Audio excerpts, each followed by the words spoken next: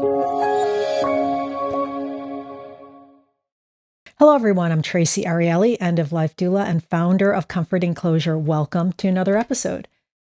According to the Department of Defense, the U.S. spends between $110 and $150 million each year to research and recover the 81,000 MIA and POWs from every war since World War II. This shows just how much we honor and value our dead. Today, I'm honored to welcome Cody Sanders, the author of Corpse Care Ethics for Tending the Dead. I first read this book for a class and it fascinated me. It's actually become one of my favorite books. It provides a deep analysis into the historical, political, and theological aspects of how we care for our dead. And I can't wait to start this conversation. Cody, welcome, and thank you so much for being here. Well, thanks so much for having me. I'm excited to speak with you. What inspired you to write a book about the way we take care of our dead? Well, there are a lot of factors that went into it.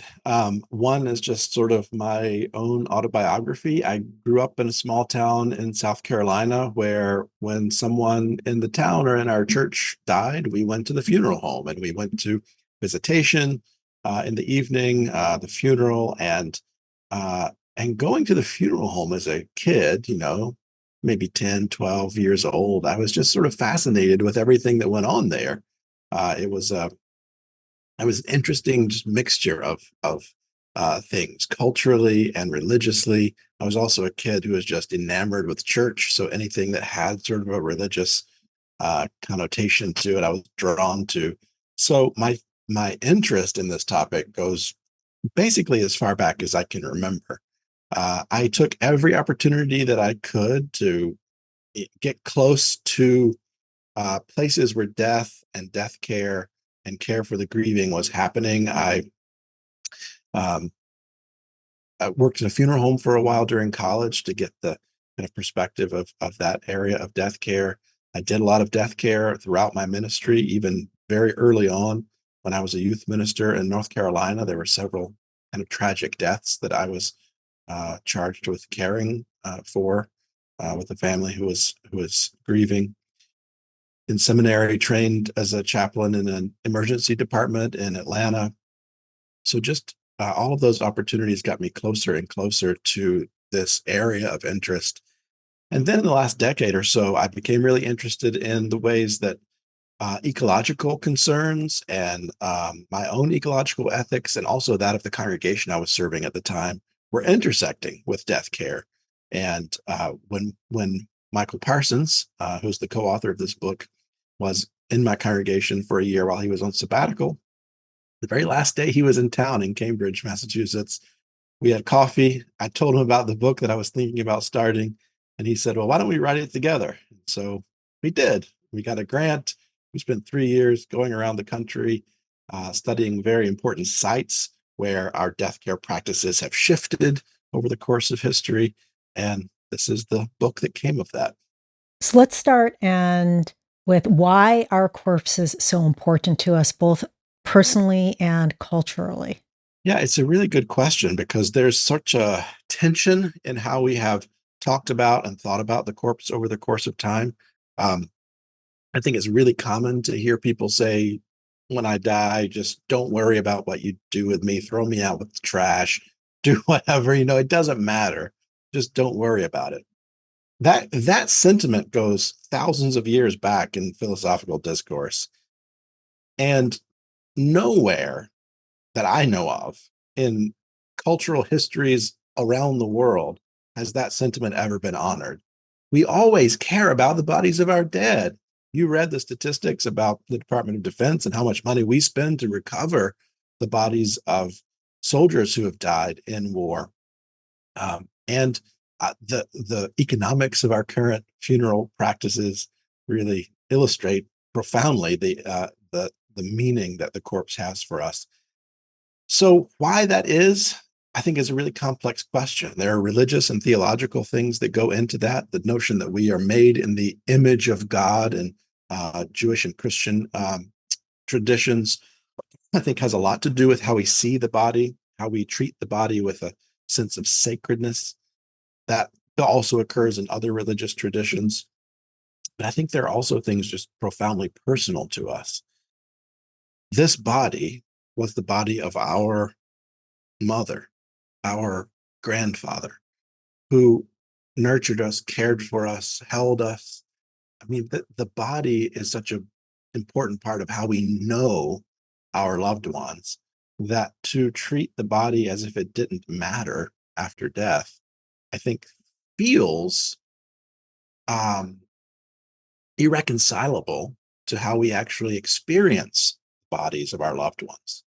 I appreciate how throughout the book you discuss the corpse's ability to do something versus just be something. And I want to focus on a few themes where this plays out. That you describe the weaponization of the corpse, political and social changes, and our responsibility to protect our environment. And to clarify for people listening to this, when I mention the weaponization of our dead, I'm focusing on how our dead are used directly as tools or symbols of power, protest, or intimidation, while political and social controls include enacting laws and policies and social norms to influence how we take care of our dead. And this brings us to another significant aspect of your book, the impact of historical events on death care practices. So let's start off by discussing Indigenous North Americans. How did European colonization change the death care practices of Native Americans? Well, when the colonizers arrived, it was uh, evident to both the Native Americans and the colonizers that the way each treated their dead was really important to the other. Um, Native Americans at the time, had very important ways of connecting the bodies of their ancestors to the earth, and the places where their ancestors were buried were um, we would think of as sacred, sites of connection both to those ancestors and to the earth. For the colonists, there was certainly a sense of sanctity of the body, that the notion of bodily mutilation was really sort of disgusting and terrifying. And there, of course, had been a European history of bodily mutilation. When you couldn't punish a person good enough in life, you would punish their corpse by doing terrible things to it. So that history came with them. They used that against Native Americans as a way of driving a wedge between groups of Native Americans and the land that they inhabited by desecrating or destroying burying grounds where their ancestors' bones were laid to rest. And Native Americans learned the death ways of the colonists. And in their warfare to resist colonization, they also um, would refuse burial to colonizers who died in battle and in war and things like that, and figure out ways of also pushing those buttons that were so important to the colonizers to protect and preserve and to care for the bodies of their dead. So both of them used the body as the dead body as a site of warfare and resistance. So I think that's another illustration of the ways that our bodies in death do matter and the way that we treat them across cultural traditions, to cultural traditions and death ways that had never really interacted before, quickly learned each other's death ways and used those death ways against each other in war. And of course, the profound changes in the death customs of Native Americans occurred through things like the Trail of Tears, when people were moved in mass off of their ancestral lands. Places all along that trail had to become sites of burial, sites where their loved ones, their ancestors were then laid to rest. So this way of the living and the dead and the land, I think, living in that kind of uh, communal kinship relation was often severed by the colonizing practices and colonizing forces, and even later removal of Native Americans from their land. And is this, yeah, I know that originally the Native Americans, when they buried their dead, it was like 3 feet underground versus the 6 feet, and they didn't put a lot of materials, a lot of jewelry or anything. And were they forced to adapt more of how we bury our dead, the colonizers after that? That's a good question. I'm not exactly sure. I mean, because the death care practices of Native Americans really varied from region to region, and among different groups of Native Americans. Eventually, certainly that was an influence um, on Native Americans, and uh, later into history, there has been more of a homogenization of a lot of the practices of death care. um, I don't know early on, though. That's a really good question. I need to look more into that. Okay. Yeah, I know that this book spans so much information, and every single question I ask you could be a podcast episode in its own. So, to the audience, I'm really sorry to move through things so quickly, but I want to get a really good history and of this.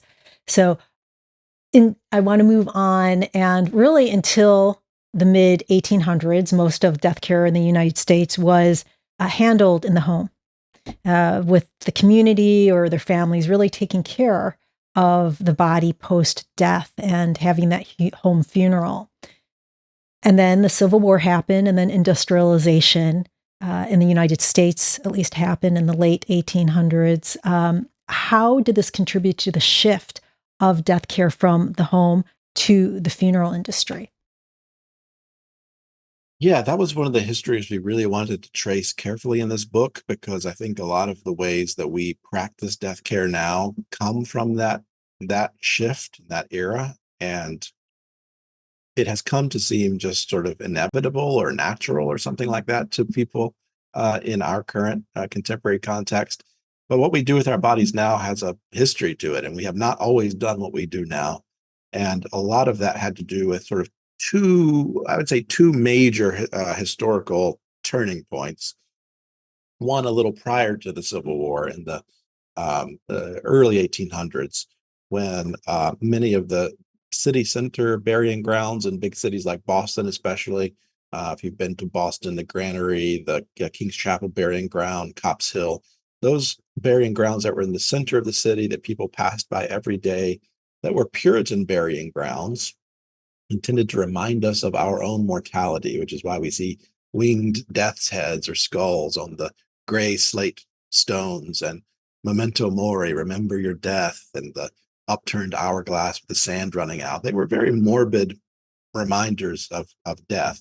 And by the early 1800s, they were full. I mean, the population in Boston had boomed in the last couple of decades up to that point, and there was no there's no room for any more dead. So that was the first piece of that shift. Another was the emergence of the miasma theory of diseases. This was prior to germ theory, so people thought noxious, bad smelling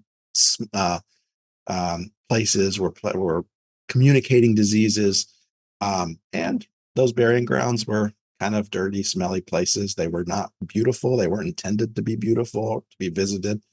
Um, and we were at that point a very young country still. There was a sense that we needed a history for ourselves. This was an era when the uh, big monuments that we think of now to our history were being erected all around the country. And some people were thinking, well, maybe the site of burial is a time for, or a place for us to memorialize the great people of this nation. All of those things were coming together alongside the decline of the Puritan influence and the rise of transcendental influence, where um, nature didn't lead us away from God, as the Puritans might have thought, but that nature actually led us to the divine in some way. So a group of men in the Boston Horticulture Society, led by a doctor named Jacob Bigelow and an architect named a landscape architect named Henry Dearborn, and some others, um, had an idea, and they thought it would be an interesting thing for us to do if we moved the dead outside of the cities into the rural landscapes and made them places to experiment with horticulture, um, and made them places that people actually wanted to visit to remember their dead rather than places of more morbidity and reminders of our death.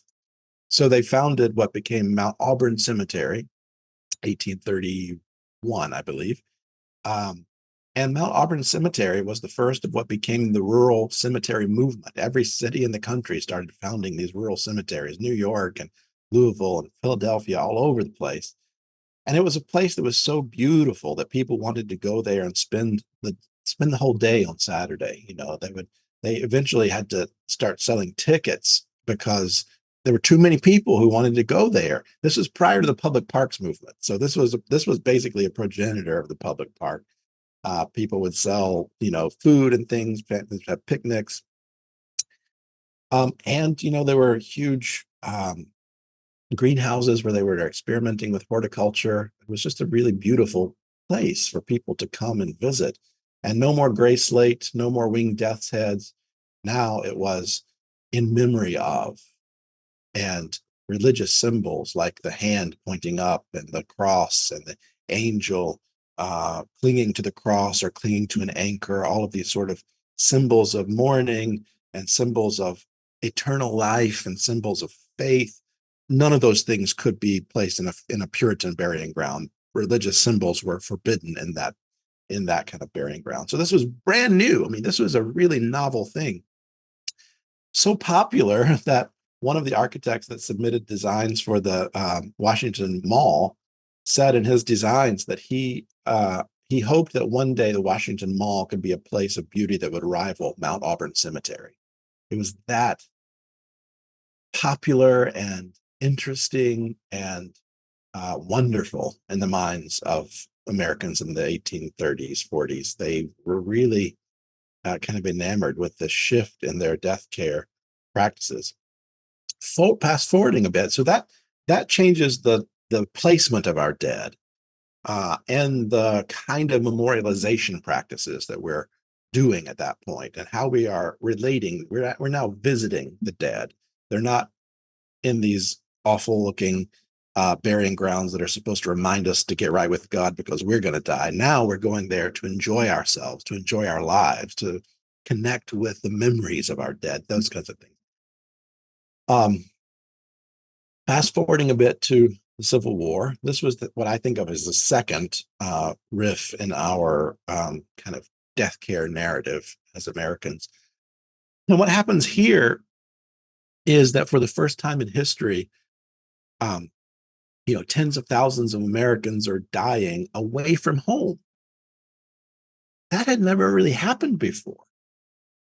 Most people died in the town where they lived, most of them in their bed, surrounded by their family, who listened to their last words and made religious significance of those words, who cared for the body. And when the person died, would wash the body and have the body in the home, shroud the body, and put the body in whatever kind of container, casket, coffin was going to be used, and get that body to where it was going to be buried. This was the normal way that we would think of death care in that pre-Civil War era. This was the good death of that era. But for the first time, tens of thousands of men were dying away from home, and it was traumatic. I mean, so not just the trauma of their death. I think this is really important to emphasize. It was the trauma of not having the body to care for and to put where it needed to go. So people in the North would go down, families would send a couple members down to battlegrounds in the South, and they would wade through corpses to try to find their loved one who had died in that battle. Nurses, if they had a person dying in a field tent, they would try to write down their last words and mail it to their family so that the family could know what they said and know that they were accompanied and witnessed. And a group of industrious men, Thomas Holmes was the main one, invented a process that we basically still use today, arterial embalming, finding an artery in which you can insert a needle. And back then, more of a hand pump. Now it's an electrical kind of pump, but pumping carcinogenic preservative chemicals into the body and then the body's natural fluids are coming out at the same time. So using those chemicals to preserve the body, put it on a train, send it back to the north, and about 40,000 Union officers, because they were the ones who could afford this, were embalmed and sent back. Now, this was also kind of anathema to people. People did not want their bodies to be interfered with and cut on and stuff like that. This was really disgusting to people at the time. In fact, physicians had a really hard time getting cadavers to teach their students. They would send people out to the graveyards at night to dig up a fresh corpse, bring it back to the lab, teach the students on it, and return it to the cemetery. So people just did not want this done to their body, but it was a desperate time. People were traumatized by not having the bodies of their loved ones, and so they did this as a stopgap measure. I think this was an emergency situation. But then when Lincoln was assassinated, he was embalmed, put on a train from DC to Springfield. People came and saw his body. And that, I think, and other death care researchers think, was probably the turning point in the American consciousness around embalming, that this actually was an okay thing to do. And very importantly, the people who practiced embalming were very good advertisers and marketers and entrepreneurs. During the war, these guys would follow the troops around with signs advertising their embalming services. I mean, think about how awful that would be, to be going into battle with people advertising embalming for you when you die in that battle. But after that, they also continued to market embalming um, in some effective ways, sometimes actually some very racist ways. One advertisement that I saw in the research was basically, it said, the body never turns black. And there were all of these sort of racial overtones to some of these advertisements. But that kind of entrepreneurial marketing was also effective. And that was a second turning point when suddenly embalming started to become the norm in the next century. It's so interesting to me. It just is fascinating that switch of moving away from the natural, getting into that more commercial, modern type of death care, and getting away from community. And now we're kind of seeing a resurgence of that and the moving back to the more natural death care and the more community-based death care, Mm-hmm. um, Yeah. which is positive for me. I Yeah. really appreciate that. Um, let's move on and talk about the death practices that enslaved Africans brought with them to America. What were some of those practices, and how did they influence African American death care traditions? Yeah. This is a really interesting contrast to the colonizers and the Native Americans, because at first they were really interested in their death care practices because they wanted to use them as weapons, basically. But later, missionaries were really interested in the death care practices of Native Americans because they wanted to evangelize them, and they thought that the death care, or the death bed, the death ways, were really important um, entrees into possibly evangelizing and converting the Native Americans. In contrast, enslavers in the early days were not interested in evangelizing um, enslaved African Americans. Um, so that meant they weren't really interested in their death ways and their customs around funerary practices. And I think this had a couple of different effects. One effect was that we don't know as much about them because people weren't bothering to write down what was happening as much. So we have uh, at least a good bit less information on early enslaved Africans' death care practices, but we know some things that they brought with them from West Africa. The kind of rituals that went with funerals, like singing and um, and funeral goods, things that would be placed with the body and things of that nature. There is um, this one description that I came across in the research of, I can't remember who the person was. It was a white person. I don't think it was an enslaver, but someone who was passing by and witnessed some funeral uh, ritual happening among some enslaved people, and wrote about how beautiful it was and how tenderly the body was placed into the grave, and how his community could learn something from how much care was given to the body and things of that nature. So one thing is that we don't know as much because people weren't intentionally studying what was happening. But the other thing that meant that the enslavers weren't very interested in the funerary practices was that there was a location of some degree of freedom and autonomy and um, resistance in some ways, because the funerary customs could be maintained as much as they could be, because the enslavers weren't concerned to take over that part of the enslaved people's lives. So the funerary traditions became a really important way of preserving a lot of the cultural traditions that were brought from West Africa. Um, Later, this continues in some interesting ways because, even into the early 1800s, um, there was another Mount Auburn cemetery that was founded in oh gosh, I think it was Philadelphia. I'm forgetting now.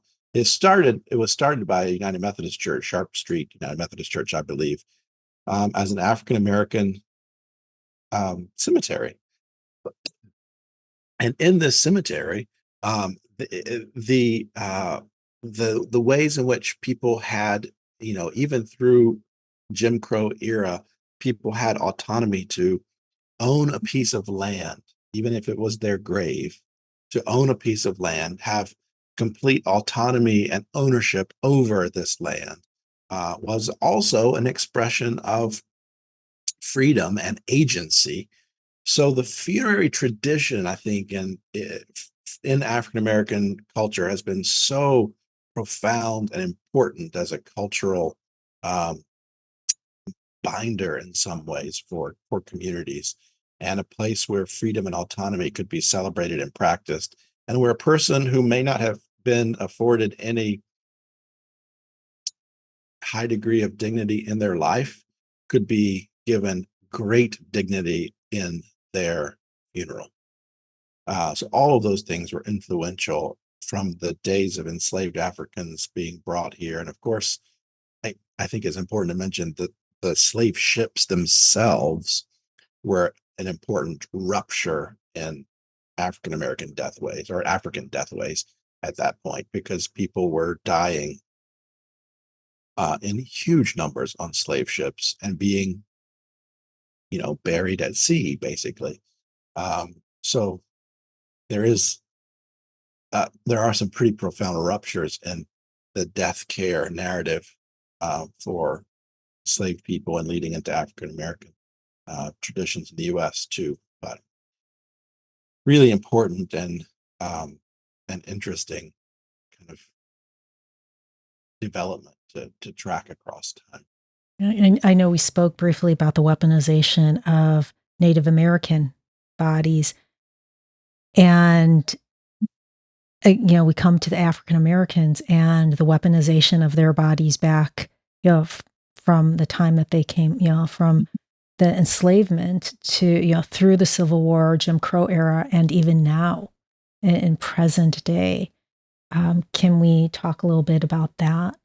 Yeah, well, I mean, I think the thing about that is, like, the body alive is being targeted for violence in systemic ways. I mean, I think the most profound example of that being the case in both life and death is, like, Michael Brown's killing by the police in Ferguson.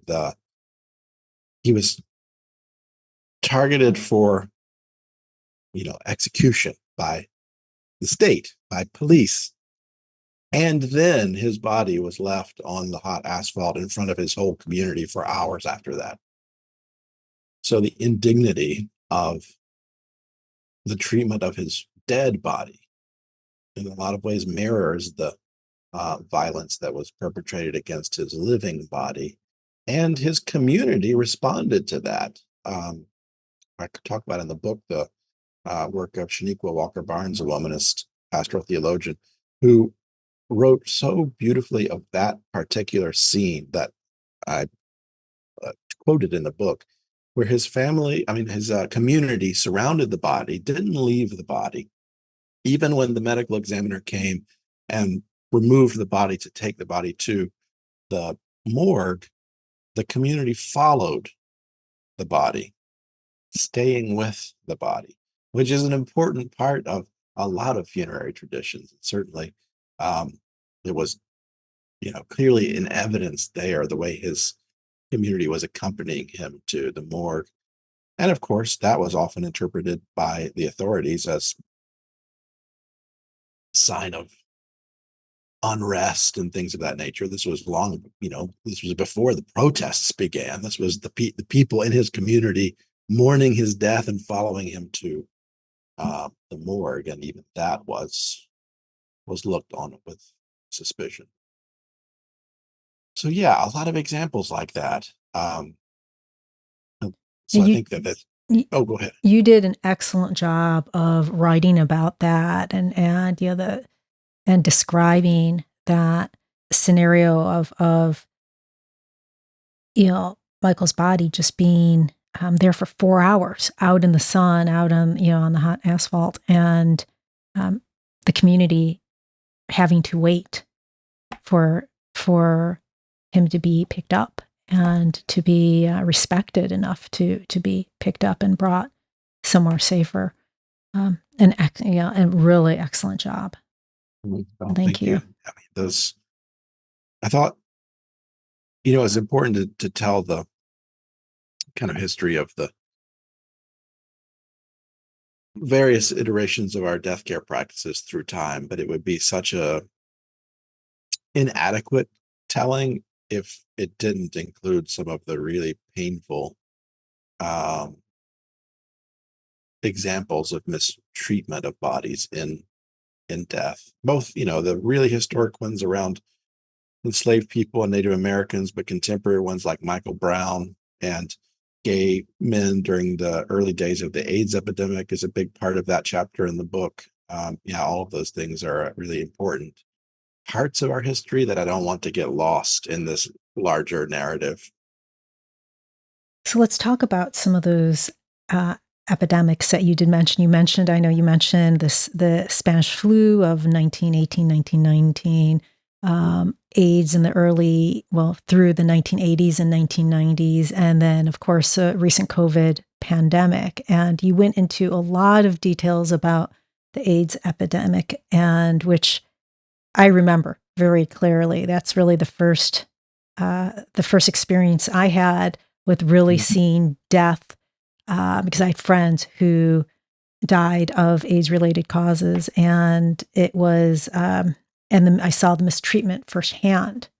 And then, of course, you mentioned in the book in the I think it's October 1991, and you could correct me if I'm wrong, October 11th, 1991, but uh, the someone taking the cremains and actually going to the White House and them having um, that that's the form of weaponization. The good, I would say, the positive form, I would say, of weaponization when you protest Mm. using the body. Yeah.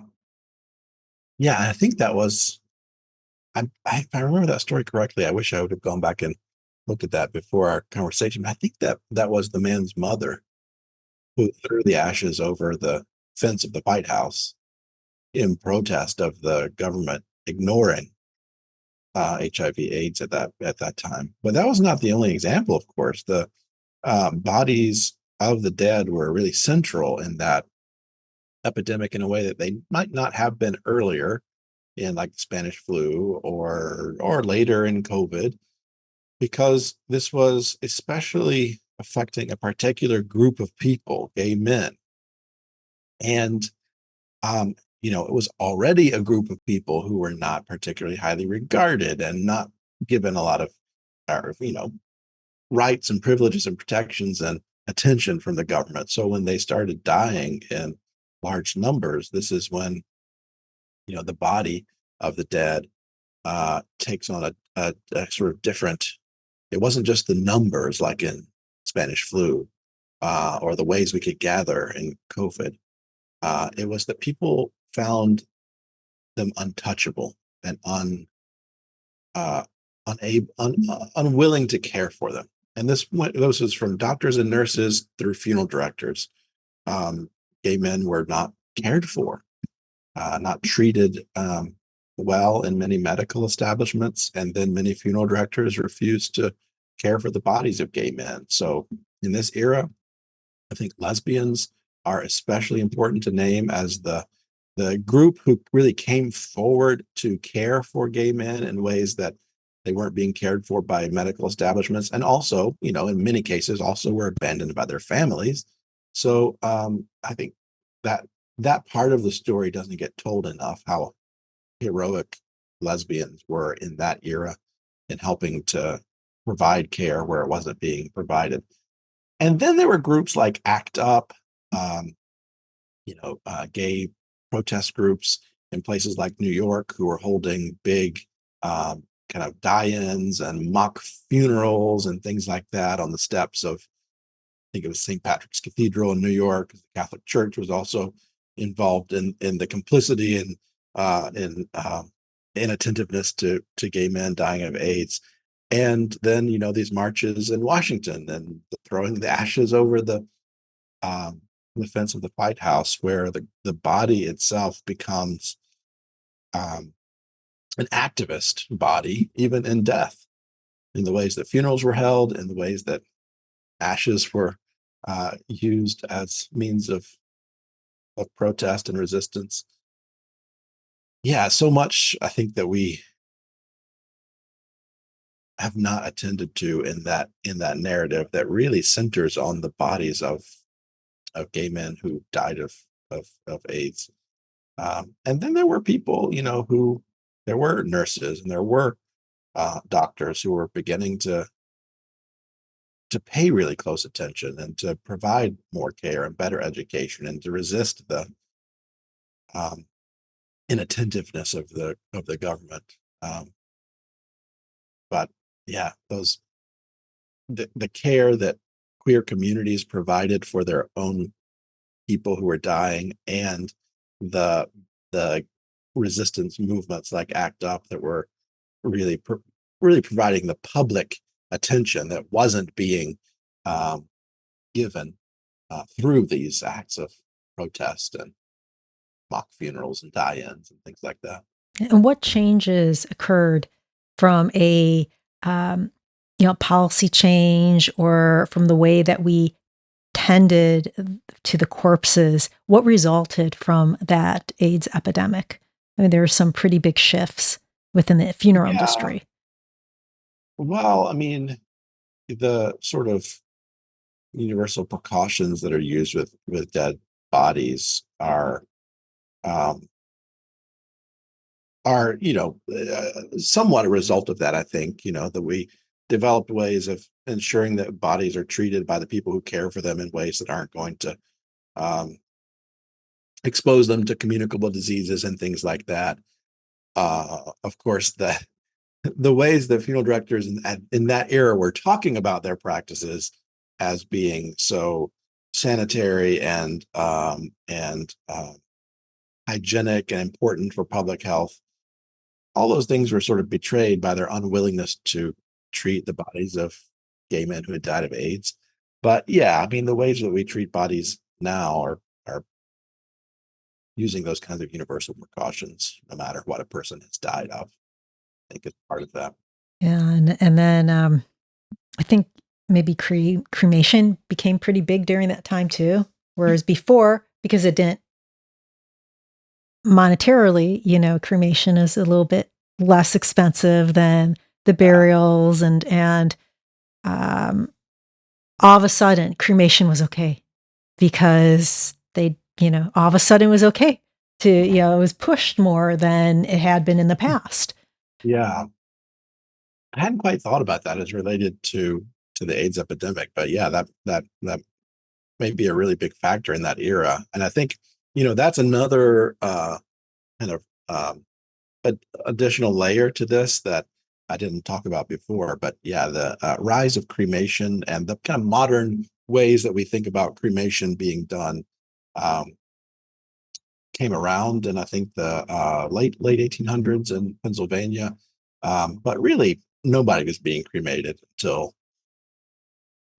basically the 1960s, 70s. That's when it started to take off. And the person who is, I think, most responsible for the rise in the popularity of cremation is Jessica Mitford when she wrote The American Way of Death in the 60s. I can't remember quite what year. She was basically pulling the veil back on the funeral industry and saying, all of these things that we pay for, we don't need. All of this money we spend on funerals, we shouldn't be spending on funerals. It was a simpler way of doing death care. She was cremated, and I think after that, people started to see cremation as more of an option. And I had not really considered how much the AIDS epidemic might have accelerated that.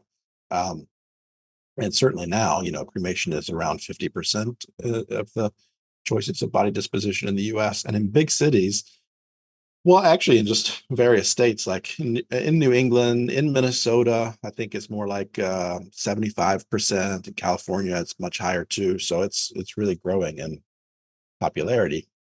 Of course, there are, I'm sure we'll talk about this in a bit, but there are some environmental implications to that too.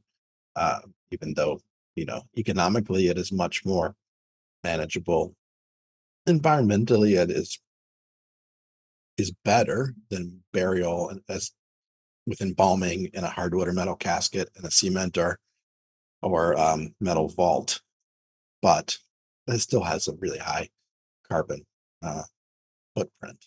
Yes. And then we come to the COVID pandemic and the difference of how,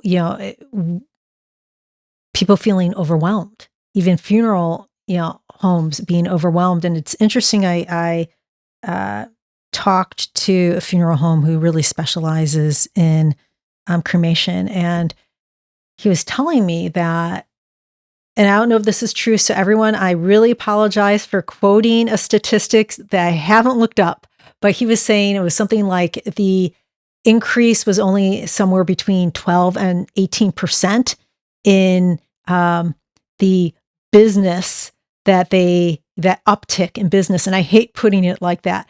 And he said there is a big problem if no business, if people had 10, 12, 15% increase in business, they could handle it. And it's only in the funeral industry that they weren't able to handle it, that they started to feel overwhelmed by that. So just an interesting tidbit. Again, I apologize if that statistics is false, but the difference that we saw in not being able to be with our loved one when they got sick and died was Yeah, significant. yeah, so much was disrupted in that. And I don't know those statistics, but that makes sense because if you think about a small funeral home somewhere that does 100, 200 funerals a year, even a really busy one that does 3 or 400 funerals a year. If you add 12 or 15% onto that, that's a lot more, there's a lot more bodies to care for. And probably the same number of staff because I doubt they were adding staff during that era either. And the protocols became more arduous in some ways for them too. Um, So yeah, the funeral itself, I think, after well, a couple things I do want to mention, like in pandemics, I think is about the only time we see burial in mass graves becoming a thinkable option for people. like when they opened mass graves on Hart Island in New York, which they had done previously in Spanish flu epidemic, I think. Normally, we don't really entertain that possibility for burial, but that's a really good illustration of how overwhelming body care became for people who were dying of COVID. The other piece, I think, is the disruption of the funerary traditions and mores and death ways that we had developed up to that point. And, people having Zoom funerals and people recording funerals and all of those things, which I think now have become a part of our cultural imagination for what a funeral could look like. Prior to COVID, I don't know that I never heard of a Zoom funeral, and I never attended a funeral that wasn't in person. Now, I had already started to attend a lot of funerals that didn't have a body present. That's another shift I think that has come about in the last couple of decades, probably accelerated even more by COVID. It was accelerated, I think, first by cremation, but then COVID as well. And so now Zoom funerals, or at least having a Zoom option for a funeral, is a very common thing for a funeral home to offer, for churches to offer. And I don't think we've quite seen yet what COVID has done to our death ways. I think it will be, a decade or so before we really know how much it has changed us.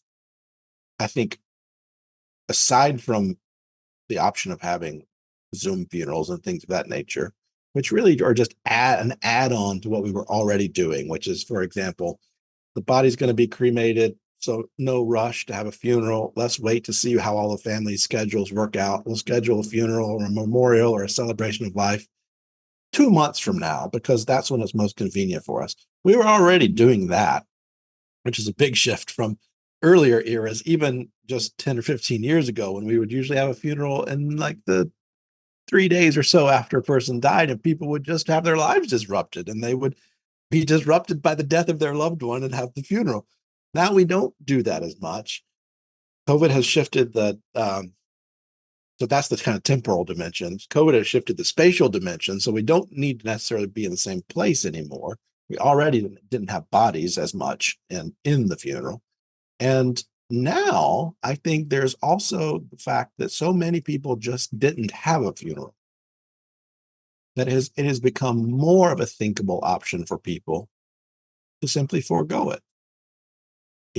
We'll maybe, get the family together for a meal and talk about our loved one or something, but let's not have a funeral.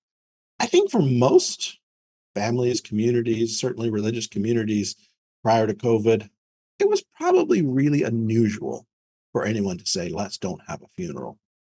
But now, and I think we need to wait and see in the next decade or so how much this sticks around. But now it seems to have come to thinkability for us to say, well, let's just not do it. And that's kind of unusual. I mean, that's a really big cultural rupture if that grows and sticks around. And I don't know if it will, because rituals have a way of really drawing us back to them because they serve a purpose for us. Yeah. If it does, that is a huge shift and a quick shift, which usually does not happen with any, death care, death way, just does not Yeah. happen Almost usually. all of our shifts, our major shifts, have happened in these rupture moments. Like the burying grounds are full and there's a moratorium on burying anyone else in them. Okay, now we have to figure something else out. And that sticks around. The Civil War, we invented a way to intervene in this traumatic death. And now that totally stopgap measure trauma practice has now become the practice. We embalm bodies now. Uh, so whatever has come out of COVID, it won't surprise me that this really quick change sticks around for a while, because that is the kind of punctuation that has happened throughout our, at least the last, few hundred years in our death care practices. I just don't quite know what will linger this time, because there were so many things that shifted a bit. Humans don't like change, and it's only when we're really pushed to it that it happens for most people. Mhm. Yeah. Which brings us to another big change that is happening. Um, your book addresses the growing importance of ecological responsibility in our death care practices. And as you know, there's a huge shift underway. It's been building up about our attitude towards ecological responsibility. How have these changed now, or how is this viewpoint changing our death care practices today? Well, our death care practices over the course of the last 100+ years have just become really energy consumptive and really damaging just to the earth. The primary one, as I mentioned just a bit ago, embalming the body with carcinogenic chemicals, putting the body in a hardwood or metal casket, and placing that casket into a cement or metal vault in perpetuity is a hugely energy consumptive process. And it has no nutrient value whatsoever for the earth. All of our Christian funeral rituals talk about, you know, from the dust you came, to dust you shall return, ashes to ashes, dust to dust, et cetera, et cetera. But for the last century or more, we have done everything possible to make that untrue. We still say the words over the casket and things like that, but it is absolutely not true that the body returns to the earth with those practices. We do everything we can to keep the body away from the earth, even though the earth desires something from us in death. We're bound up in a mutual relationship with the ecological web of life, and that web of life wants something from us. And what it wants is for our bodies to return to it and nurture other ecological bodies in the web of life. So we have, over the last century or so, subverted that process so it's not happening. Cremation also subverts that process, of course, by burning the body and using a lot of carbon um, to do that. The energy consumption of cremation is also pretty damaging. um, so what has come about, I think, for a lot of people is the realization that we have other choices we can make because, our ancestors from time immemorial did other things with their dead. It's only in the last, century and a half or so that we've been doing what we do now. And people all over the world do different things with their bodies that we can learn from. I think that's the beauty of books like Caitlin Doty's From Here to Eternity, where she goes around and talks about the funerary practices around the world and things like that. So every time I talk to a church or a denominational gathering about these things, people are fascinated. They are eager to learn more.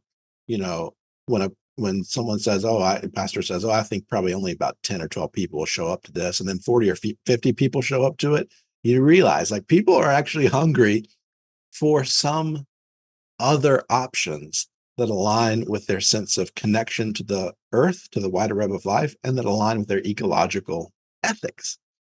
Um, so that is the shift that I think is really exciting that we really lean into heavily in the last half of this book. The shift toward green burial, which is returning the body to the earth in a very simple way, in a biodegradable casket, wicker, cardboard, in a shroud, just a simple shroud in the ground, letting the body return to the earth unembalmed, and doing that in ways, in many cases, in conservation burying grounds, like the very first one in the country in South Carolina, where I grew up, in Westminster, South Carolina, not far from where I grew up. Um, Ramsey Creek Preserve, started by the town doctor and his wife in Westminster, or the busiest conservation burial ground in Conyers, Georgia, started by the Monastery of the Holy Spirit. These are places that are using burial in order to preserve attractive land from development, to preserve it in as natural of a state as possible, and by returning bodies to the earth, not erecting big permanent monuments and stones, and doing exactly what the earth desires from us in our death, returning our bodies to it. And then there are some other practices that are emerging too, like water cremation or alkaline hydrolysis, which basically does the same kind of thing in the end as cremation, returning a ash-like substance to families, but it does that with a water and alkali solution and heat and time. And that is about an eighth the energy that flame cremation takes. I think Minnesota was the first state to legalize water cremation, but I believe it's available in something like 26 or 29 states now. It's really growing in popularity, and more funeral homes are becoming capable of that because people are demanding more ecological options, ecologically friendly options. And then you've done some work with human composting or various names for that, but basically returning the body to a natural state, ashes to ashes, dust to dust, from Yeah. dirt. You You know, get we came from dirt, we return, but through a process of basically, what farmers have been doing with farm animals for eons, composting the bodies of those dead animals. And apparently you get several bags, like 6 or 7 huge bags of dirt then. Mhm. You could use it in your garden if you Yeah. want. It's pretty impressive. You can take and use it in your garden. Some of the facilities, like I think Katrina Spade's facility in near Seattle, if the family can't take it all, because it is a lot of compost that you get out of that. If the family can't take it all, I think they've been using it to restore a nature preserve that had been really badly damaged. And there's so again using the body to do something that the earth needs from our bodies. So these kind of practices, alongside home funerals, where families are reclaiming the care for their own dead in some ways, have both been movements that I think are really hopeful movements in our death care practices. And we're not going to turn climate change around by the ways we care for our dead. But why, in our deaths, would we want to consume so much energy when there's a simpler, more beautiful, natural way that our ancestors have been practicing forever? And our Jewish siblings have been practicing right beside us this whole time. Our Muslim siblings have been doing for this whole time. Now, green burial or natural burial is just burial in Judaism and Islam. That's what they do with the bodies. They return the body to the earth. And in many cases, also, the community cares for that body too, in both Judaism and Islam. Really beautiful traditions for us to learn from, because uh, these are communities that have never lost their knowledge and skill for caring for the bodies of the dead, whereas most of us have. We think we can't do it because we didn't see it done. No one showed us how to do it because we've given that over to a professionalized chain of events that happens outside of our sight. But it doesn't take much. And there's a whole group of death doulas, death midwives, home funeral guides that go by a lot of names, but a whole group of people, often, I think, predominantly women, who are helping families to reclaim their knowledge and skill for caring for the dead. That again mirrors something historically, because prior to the industrialization or the rise of the funeral home, which eventually became the funeral industry, prior to that, caring for the dead was a function of domesticity and in the purview of women, and women led in that practice in the home until it became an economically lucrative practice, and then men took it over. Now, I think with the rise of death midwives, death doulas, home funeral guides, there are men doing that too, of course, but I think it has really been led by a lot of really wonderful women from whom I've learned, like Leah Webster, really terrific resource in both green burial and home funerals. Rochelle Martin, who I know you've met and talked with, people like that have really taught me this more expansive way of thinking about what's possible to do with the bodies of our dead. It is it's a wild new world. It is a wide new world, I should say. I am getting ready to interview someone about reef burials.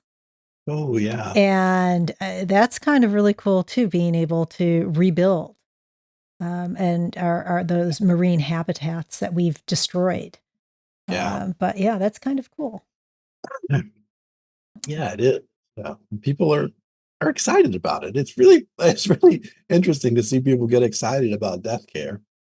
Um, but everywhere I go and everywhere I talk about this, people line up to talk with me afterwards about all the things it raised for them and all the questions they have and all the ways that this has sparked new imagination for their own death care. It's really important.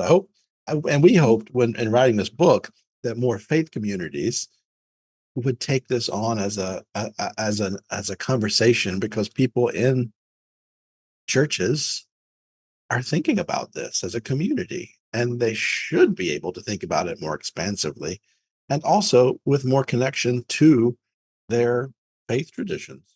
Yeah, I mean, that's a great point. I mean, it would be lovely. It would be wonderful if each, if the synagogues and the churches, if they actually had like a little course with your book, because it is that information and just that discussion is important, and this really shapes who we are as a society. I think, or part of what shapes us Yeah, as a society. But I know it's almost the end of our time, so I wanted to thank you for being here today. Can you tell people how they can learn more about you and your work?